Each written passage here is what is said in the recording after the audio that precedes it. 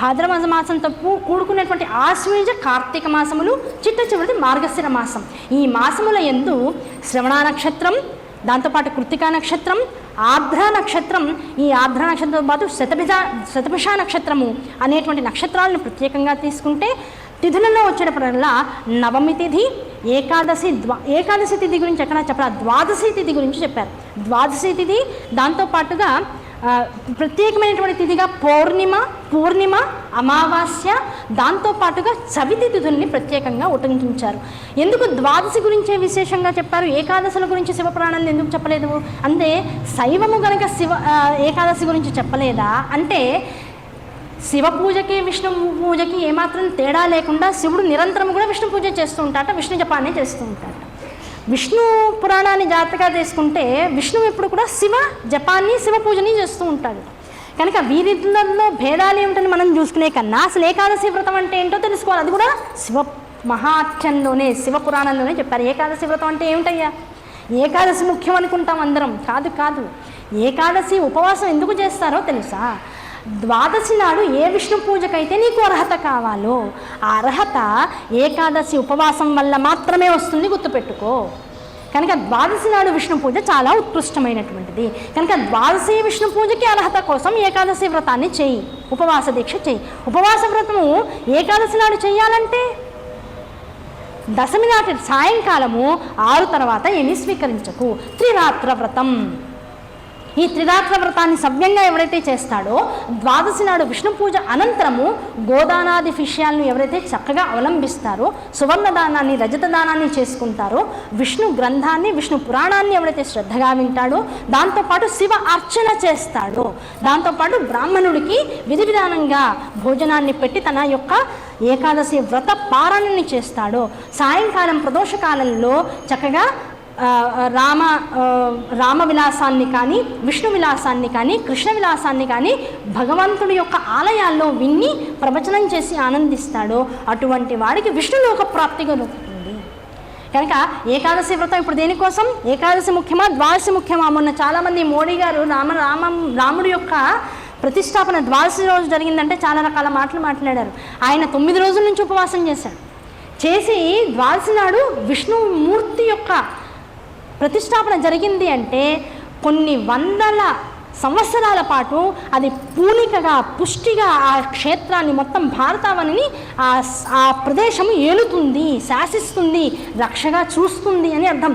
ద్వాదశకి అంత బలం ఉంది. అలాగే ద్వాదశి వ్రతాన్ని చేసినటువంటి జీవులందరికీ కూడా పుష్టి, పూనిక దేని యందు ఉంటుంది? పరమాత్మ యందు ఉంటుంది. పరమాత్మనిలో ఐక్యమయ్యి తాను అహం బ్రహ్మాస్మి స్థాయికి వెళ్ళేదాకా అదే స్థితి వాళ్ళలో పొంగి పొర్లుతూ ఉంటుంది. మధ్యలో ఎటువంటి డైవర్షన్స్ వాళ్ళకి రావడానికి లేదు. అది ద్వాదశి వ్రతం యొక్క అత్యద్భుతమైనటువంటి విషయం, విలక్షణమైనటువంటి విషయం. కనుక దీన్ని అంతటినీ గుర్తుపెట్టుకుని ఈ మాసాల్లో, ఈ నక్షత్రాల్లో ఇలాంటి పూజలు కనుక విశేషంగా చేస్తే కొన్ని అలభ్య యోగాలు ఉంటాయి. సోమవారం ఆర్ద్ర నక్షత్రంతో పాటు కూడుకుని వస్తూ ఉంటుంది.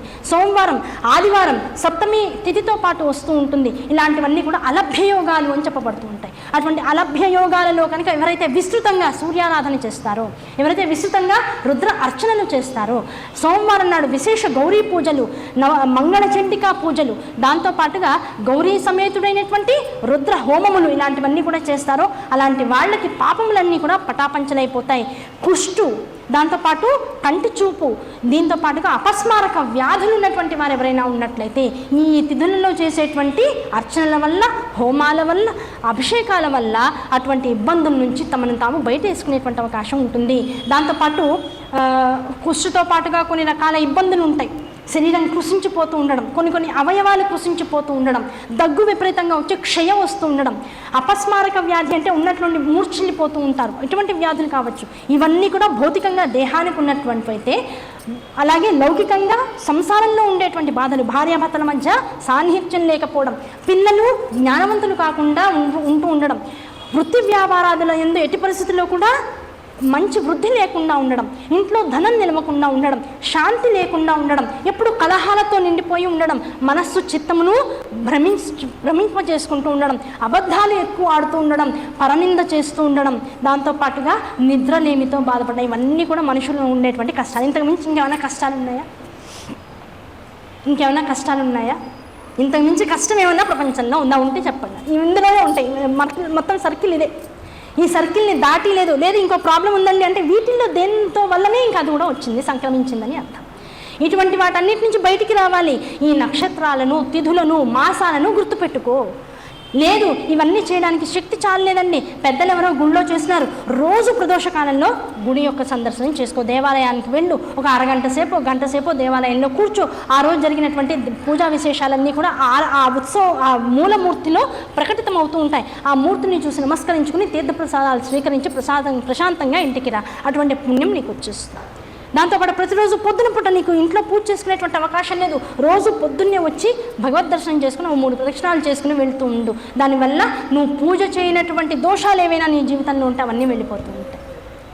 ఇలాంటివన్నీ కూడా చెప్తూ ఉన్నారు. దేవాలయంలో నూనెను సమర్పిస్తూ ఉండు.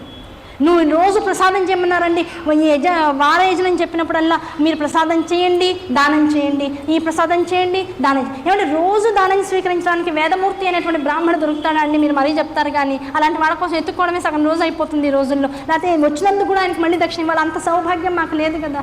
ఏం చేయమంటారు? గుడికో బస్తా బియ్యం ఇవ్వండి, వాళ్ళు చేసేటువంటి ప్రసాదంలో మీరు చేసేటువంటి బియ్యాన్ని వాడేటట్లు చేయండి. వాళ్ళు ఇంత ప్రసాదం తీసుకున్నా వాళ్ళకి వేదమూర్తులు రోజు ఆ మూల విరాట్లకు పూజ చేసేటువంటి వాళ్ళు వాళ్ళకి మించి దాన్ని స్వీకరించే యోగ్యత కానీ మనకి ఇవ్వగలిగినటువంటి ఫలాన్ని ఇవ్వగలిగిన వాళ్ళు కానీ ప్రపంచంలో ఎవరైనా ఉన్నారా? రోజు తేనె సీసా తీసుకొచ్చి వాళ్ళకి ఇస్తూ ఉండండి. ద్రవ్యము గుళ్ళో ఉన్నటువంటి సంపాదనతో ద్రవ్యాలు కొనేటువంటి అవకాశం గుడి వాళ్ళకి లేకుండా చేస్తూ ఉండండి. సర్వదానములు చేసినటువంటి భాగ్యం మనకు వచ్చేస్తుంది. విశేషమైన పూజలు వస్తాయి, మిరియాలు ఇవ్వండి, ఏలక్కాయలు ఇవ్వండి, పానకల్లో కలుపుతూ ఉంటారు, బెల్లం ఇస్తూ ఉండండి. ఇలాంటివన్నీ మనం చేయలేనటువంటివి, ఇంట్లో మనం చేసుకోవడానికి అవకాశం లేనటువంటివి కిలోలు బస్తాలు తీసుకోవచ్చు. ఓ 10 మంది కలిసి అరకిలో వేస్తే ఓ నెల మొత్తం కైంకర్యం అయిపోవచ్చు. ఇలా ప్రతిదాన్ని మనకి మనంగా ఆలోచించుకుని గుడితో పాటు ఇంటితో పాటు గుడిని, గుడితో పాటు సమాజాన్ని, సమాజంతో పాటు దేశాన్ని, ఈ దేశమంతా నివిడీకృతమైనటువంటి హిందూ తత్వాన్ని, ఆర్ష ధర్మాన్ని, దాంతోపాటు ఉన్నటువంటి వైభవాన్ని, అదే మనకి ఇచ్చినటువంటి హైందవ ధర్మం ఇచ్చినటువంటి గొప్పతనాన్ని మనకి మనమే పుష్టి అంటే నిలబెట్టుకోవాలి, బలోపేతం చేసుకుంటూ పోవాలి.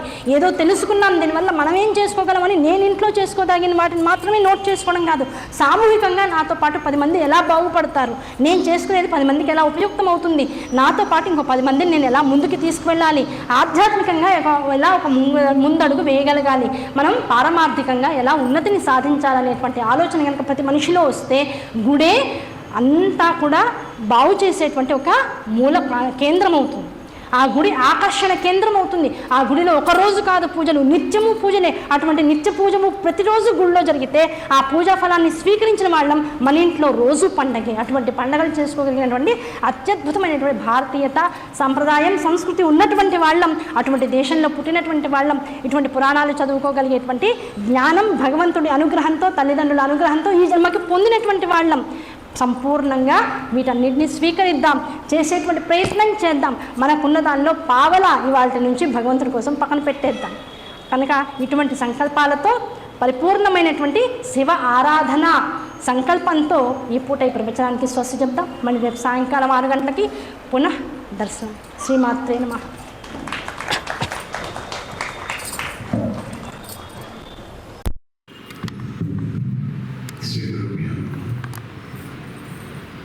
శివపురాణంలో ఉన్న ముఖ్య విశేషాలన్నింటినీ మనకు అర్థమయ్యే రీతిలో చాలా చక్కగా ఓపికగా విశదీకరిస్తున్న శ్రీమతి కిరణ్మయ్య గారికి మనందరి తరఫున ధన్యవాదాలు తెలియజేస్తూ, ఇవాళ శుక్రవారం అమ్మవారి రథసేవ కార్యక్రమం ఉంటుంది. అందుకని ఈ కార్యక్రమాన్ని 10 నిమిషాల ముందుగా స్వస్తి చెప్పడం జరిగింది. మిగిలిన విషయాలన్నీ రేపు ఈ శివపురాణానికి సంబంధించిన ఈ వారం కార్యక్రమంలో ఆఖరి రోజు రేపు సాయంకాలం శ్రీమతి కిరణ్మయ్య గారిని సత్కరించుకునే ముందు